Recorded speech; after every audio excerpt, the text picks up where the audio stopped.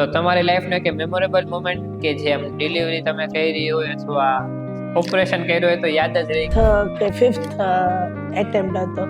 I delivered a child અને live, પણ એના ધબકારા બહુ જ ઓછા હતા, 6 કે 7, પણ મારા હસબન્ડે એને રિવાઇવ કરી દીધો પેશન્ટને.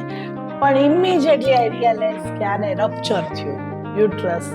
Two handle ethical concerns and questions from patients. એક પેશન્ટને ઘણી બધી સવાલો હોય છે, જેમ કે બહુ દુખશે, હા, બહુ બધા ઇન્જેક્શન આવશે, કેટલા બચ્ચા મૂકશો, 1 મૂકશો, 2 મૂકશો, 3 મૂકશો, કેટલા મને પ્રેગ્નન્સી થશે. આ એન્કરેજિંગ વર્ડ્સ શું હોય એમની માટે કે ઉત્સાહમાં આવે ને એન્કરેજ થાય કે yes this is the situation.